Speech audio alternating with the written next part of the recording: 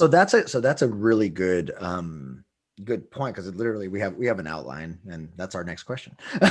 Was actually talking about blueprints. Was talking about, okay, people who are, and mind you, and I'm gonna ask you guys these questions as someone who wants to do it for myself, right? Yeah. Because it's interesting to feel like I know a lot, right? Like, yeah, I could edit my own videos, I can record my own videos, I can produce, I know audio and sound and all that other stuff. But what's keeping me from doing it? It's the plan, it's the strategy, it's the execution, right? That's ultimately what it is. If you guys we're gonna give someone, whether it's a new dog trainer or an older dog trainer like me, like, who wants to jump onto the YouTube or the Instagram or the TikTok or whatever it is, what what would be kind of a step by step, you know, strategy that we could follow to get to start seeing progress? Yeah, absolutely. That's a very common question too, right? It's like, how do Mhm, I replicate this in my own life? And you'll notice mhm, with every creator that they'll start out similarly and they'll kind of find their own way, right? And that's mhm, kind of what tends to happen, right? Is that you start to develop your style along the way. But the mhm. best way to start out is to really pick one lane, right? It's like, I don't know why this analogy is coming to mind. Hopefully, other dog trainers. I feel like a lot of dog trainers out there may have been into Pokemon when they were kids, if they're like in that age range, because like you're pretty dog training is pretty much just like adult Pokemon. It's like as close as you can get, like adult Pokemon. But like, I'm Pikachu. I'm yeah, Pikachu. right. But like if you weren't Pikachu, right, and you were say you were Ash Ketchum, and you walk into Yeah. Professor Oak's lab, you got to pick from like three different things. You can't have all of them. Like I know you want all of them, but you can only have one, and each one Right. has their strengths and weaknesses, right? Right. So what I always tell people, especially when it comes to creating content, like we have the benefit, and we have the benefit that I spent like 8 years producing content, and for big creators that we have a very detailed blueprint of how we maximize our content creation from like a very limited amount of time, right, or production time, right? But for most people out there, they just need to pick one thing to focus on, right? Like if you try to do a vlog or you try to write articles or you try to do audio all at once, you're not going to do any of them really well, right? And so for people, it's important to lean into what they naturally gravitate towards. Like I can tell you guys are both really comfortable on video and talking, right? So this is a perfect medium for you guys. Is like a one way that you guys could capitalize this beyond this, if you're not already, is like publishing like doing Joe Rogan style, right? Like you can look at these other creators and say, oh, they record the podcast, so then they can cut it up into clips. They Mhm. post it long format, then they cut it up into these little clips so that they can get better click-through rates on their channel, and then da da da da da, and then out of that 2 hour long thing, they've got all this different content. Put the whole thing up as a podcast, have it transcribed into an article. But for people out there starting out, they don't realize they don't have to do all that stuff. Just pick the one thing that you're really great at. Like if you love talking, just do the podcast. If you love video, start with video. If you love writing, like Natalie did, just start with the writing, right? And then Mhm. add to the equation as you validate one variable at a time. So Natalie found a great style of writing her captions. Some pages do really great with just a great photo and they get thousands of likes and all this stuff. Ours just we're successful when we write really long captions. So that's the beast that we've created, Nice. right? So it's Nice. important for people to just understand that when they start, like you're creating a monster of a vehicle, right? Same thing on YouTube. Some people can put up really raw, like people love their content because it's like very organic and not a lot of transitions. Then you've got like Sam Colder, right? Who's like literally spending 40 hours on a little transition. And so you just have to pick what you want to build. Like for us, we really take on the mentality that we're kind of a media company that happens to train a lot of dogs in Gary Mhm, Vee mhm, language, right? mhm, mhm. And that's kind of our ethos. So it might not make sense to some other people now, but as we progress through our company and what we're doing, hopefully it'll become more and more evident that like, oh, these guys have had a way grander plan in place since the start. And I Mhm, just, as a mhm. consumer, didn't understand it because I didn't think that was possible. Yeah. So, for newbies out there that are starting out, lean into that thing that you naturally gravitate towards, and Mhm, then start to iterate on top of that as you nail down your process and you can add more to your plate without overwhelming yourself. right. That's the advice that I would have given to people, or that I wish I would have had, so that I didn't get burnout trying to do too many things, because it's not Mhm. fun when you're creating all this different stuff and you're still getting like 10 views, 20 views, you're Yeah. reposting it everywhere, so You're like, that's why is no one sharing this? Yeah. yeah, so it's like, I guess in Yeah. terms of like a play-by-play blueprint, it's like start with one channel, start with one place where you're focusing your attention, and then figure out how to like circumnavigate that traffic, right? Same thing like what I said with our podcast, the worst mistake I see people make is that they create something once and then they, without making any modality to it, they just plaster it everywhere. And it's like, well, I guess I guess what I'm saying is, like, why am I not TikTok famous? Your audience, it's like those people. Yeah.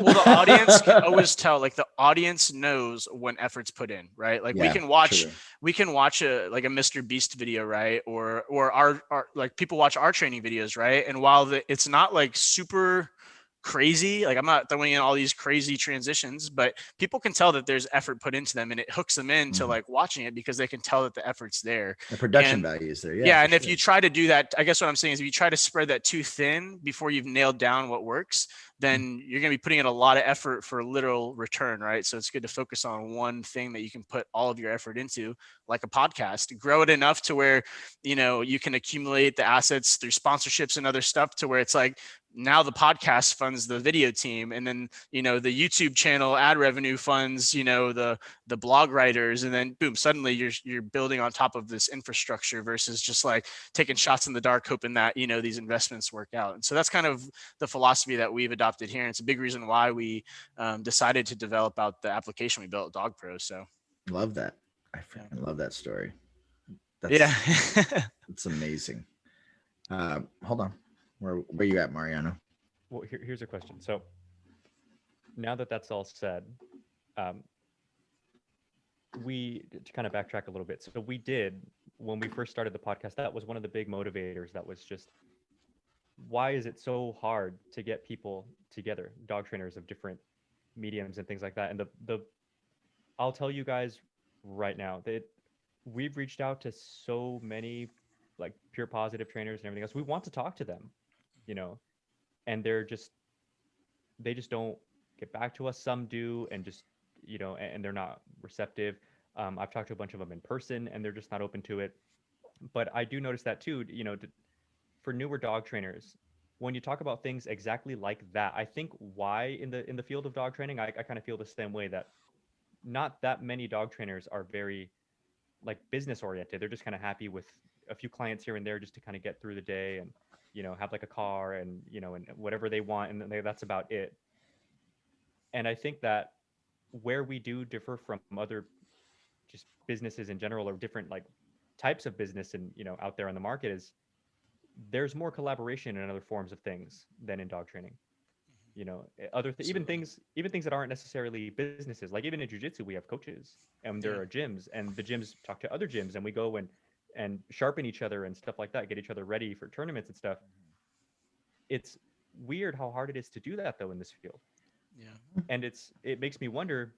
It's that gatekeeper mentality. Yeah, that's yeah. But it's weird though, because even among the newer people who aren't in that gate to keep it, they just, it's not that they're necessarily against collaborating. They just don't. Like, I don't know if they just don't think about it, or maybe it's like you said, they just don't necessarily think it's possible. But then again, they could have talked to you or Natalie, and realized however long ago, like, oh, so you just come up with a process, stick to the process, and then you get from A to B. And then Natalie wanted to say something. What did you want to say, Natalie? Oh, I was just like, I thought about that a lot. And there is something that I kind of come back to because I have felt that way. And I think that sometimes it can be hard to collaborate with other dog trainers because, truth be told, there's very little that is a hard and fast truth in dog training.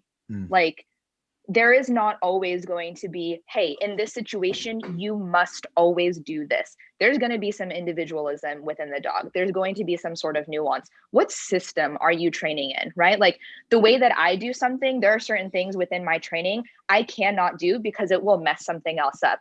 And, when I'm talking to you, you're like, oh, I do that. And I'm like, okay, well, what's your system? Well, in your training system, yeah, that makes sense. Like, do that all day. I just can't do that within mine, right? And so, like, when you're trying to get people to collaborate together, it's hard to collaborate because we don't have like hard, fast, solid answers for things a lot of the times, I feel like. And so we're so terrified of being wrong. And for me, I feel very, very confident in the knowledge that I have. And until someone is like, hey, this is why this is not going to work and you are doing this wrong, and they can very clearly educate that on me, for me personally, I'm fine. Like as a human being myself, like I'm okay with that. But I've noticed that with a lot of other dog trainers, like they're very scared of being wrong, and sometimes Right. they don't really understand the why behind the how. I've been very obsessed with figuring out, like my training. I had a virtual training session yesterday, and she was like, how do you differentiate, like what do you bring inside of your training processes, and what are some of the things that you discard because you consume so much educational content? And I'm like, I know what it is that my system is, and I know exactly what will fit inside of it. I know how I believe a dog should be trained. Like that is my truth at my core. So I'll take what I like and I'll leave what I don't. And I think that for some dog trainers, they're very scared of like, I don't actually know why I'm doing this. Like, why am I recommending some of these different things? Like, you know, people say like, oh, don't give your dog too much affection. Why though? What sort of affection? Well, What is your definition of affection? Yeah, like, yeah. you know know? what, though? I totally agree with you, but here's I'd like to hear, let me just say this and then I'd love a response. Okay, so I agree, and that's exactly why I think people should collaborate. Because Yes.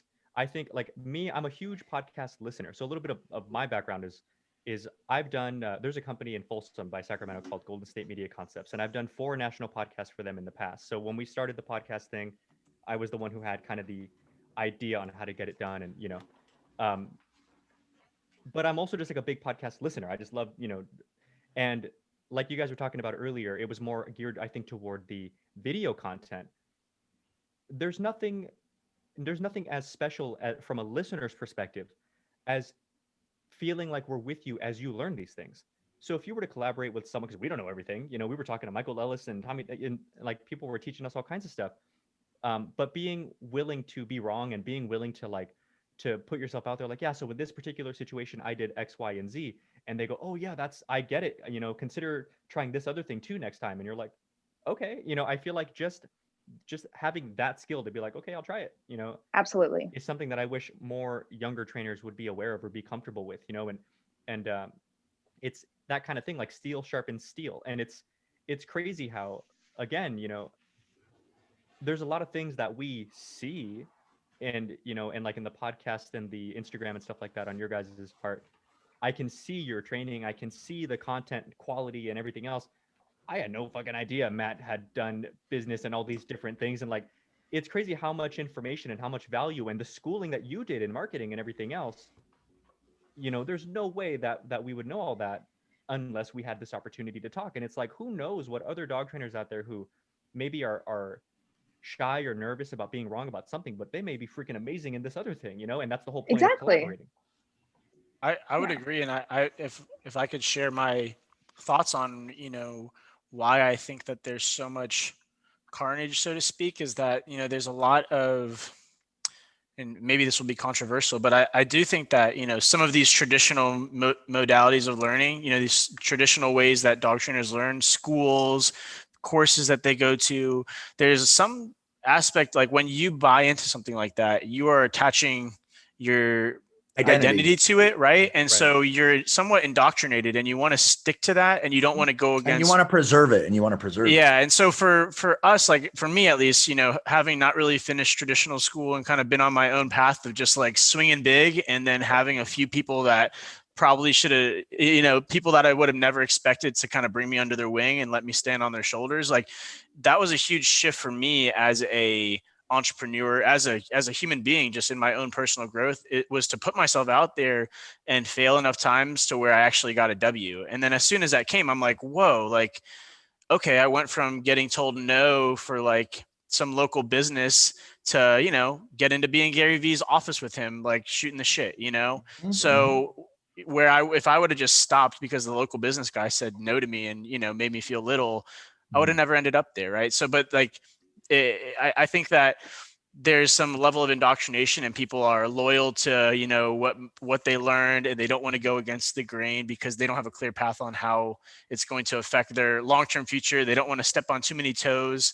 I think that it's just like that's a big reason why people are more wary to collaborate. And I do think that what coming from a bigger business background, being involved with, people that were raising venture capital and making huge investments and getting to be in these rooms that most people don't get to be in, you learn so many things of like how these bigger businesses operate. I remember we did a big thing when Petco's big campaign for Stop the Shot came out. And, it was incredible to see how many people in that moment got all riled up and went and posted on the page and, made a bunch of noise about it, but they did exactly what I was saying, that we were like, bring it to our page. Like, thank you for rallying up some attention, negative, positive, we'll take all of it. Cause we know how to take all of that and leverage it. Right.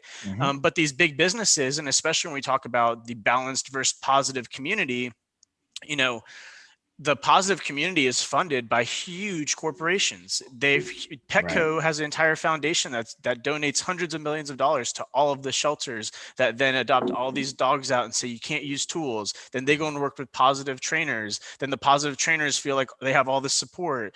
Well, in the balanced community, you just have all these people arguing with one another, but none of them really understand, in my opinion, what it's going to take to actually create a change. And that's the mission that we are personally on, is to be able to make that change. And what people out there need to understand is that to make a change and compete with Petco and huge corporations that have these massive fundraisers and things that they do for specific reasons, like, it's going to take dollars and it's going to take eyes to create disruption in that. And the only way that you can do that is to shift the narrative. And so while some trainers and people in the industry want to gatekeep because they feel like we haven't earned the attention that we have, or whatever it might be, they need to understand that we're trying to do something much bigger than ourselves here, and that it takes accumulating assets and being able to deploy that against the enemy in this situation in order to do that. And then in order to accomplish that goal, it requires collaboration. So that's a big reason why we've built these infrastructure. We've built this platform to help trainers monetize online. And, that's why we love doing shows and things like this, where we can communicate that message to people that are more on the ground floor of the industry, because everyone in this industry has the opportunity to be a part of the right type of change. Right. Well, and a rising tide rises all ships.